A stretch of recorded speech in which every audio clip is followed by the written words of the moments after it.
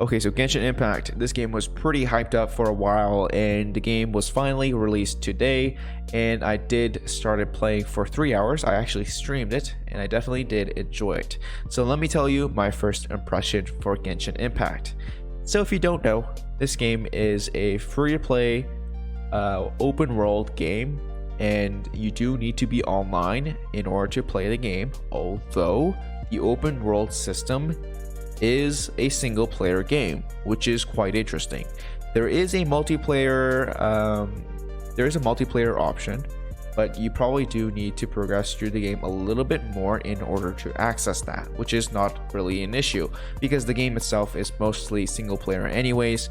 And from what I've heard, the multiplayer is not really the best thing in the game, but you know, that's just a rumor, and I haven't really accessed that yet in the first place. And since this is a first impression video from a beginner, sorry, and since the game is really more focused on a single player open world, I don't think we need to mention the multiplayer that much. But just to let you know, it does exist. This game is available on PS4, mobile, and PC. However, for mobile, it is going to be 8 gigabytes big, which is quite big for a mobile game. So hopefully you do have a pretty big storage on your phone, or also have, you know, pretty good specs on your phone as well. Like just hopefully your phone is new because it's gonna put a lot of restraint on your phone. Genshin Impact, even if it's an app, it is gonna, you know, put a lot of restraint on your phone. So if you don't really trust your phone like me, then I would probably recommend you to play it on PC because it definitely does run quite well. But yeah, so let me tell you my first impression of the gameplay itself. So basically when you start, you get to choose boy or girl. I choose girl for obvious reasons, and I definitely did enjoy all the little details that are available in the open world. For example, I loved how the footsteps were left over when I was running through the beach. I loved how there was this wet effect when I get into water, and this does become a factor when you get into battle, which I'll talk about later. I loved how when you slash a tree with your sword, the berries that were on the tree drops, which I thought was quite interesting and quite detailed for the game to have. And I definitely did enjoy a lot of options for mobility, which does require stamina. And let me explain a little bit more about this, and let me tell you some of the frustrating things that frustrating things about stamina, I guess. Well, this is just my impression about stamina. So there's 4 different ways: gliding, swimming, and climbing, and there's sprinting. Sprinting will be it will put a lot of restraint on your stamina. Personally, I thought stamina depleted quite quickly when you're sprinting, which I did find a little bit frustrating. But there is a option for you to increase your stamina by collecting these specific things and sacrificing this collection, I guess, in a specific place. But honestly, this is probably going to be less of an issue when you progress through the game. But personally, for a beginner perspective, I did find this a little bit frustrating to use, I guess. I mean, because since it is a open world, you do need to kind of rely on your speed for transportation. But then again, there is a more efficient option like teleporting. But when you are exploring new areas, and if you do want to get through as quick as possible, stamina is probably something that you have to rely on. And personally, for me, sprinting was definitely a little bit frustrating to use sometimes. But yeah, that's just another thing about stamina. And let me explain about battle system now. So battle system, I thought it was quite interesting. It's not just hack and slash, it's not just aim and shoot, it's not just use your magic and just be OP with it or whatever. A lot of things comes to factor when you're actually going into battle. For example, some of your enemies have weak spots which you probably do want to take advantage of, and the biggest thing about the battle system for Genshin Impact is the elemental combinations. So there's 4 elements, well, at least from what I know. So there's wind, fire, electricity, and ice, and there's a bunch of combinations for each and you can definitely take advantage of that when you're getting through battle. Sometimes you can take different elements in factor, for example, wet elements.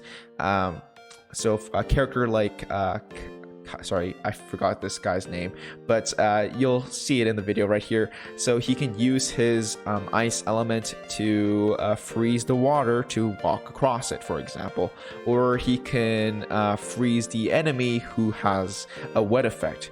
Or Lisa, I remember her name definitely. She can use her electricity elemental to shock your enemies in an AoE damage, I guess, chain them, I guess, and she'll take advantage of the wet effect. And a character like Amber, who used fire element, she will definitely have a disadvantage when her enemies are wet, because, you know, water beats fire. It's pretty self-explanatory. I'm sure most of you guys learned this from Pokemon, but or, you know, just basic information.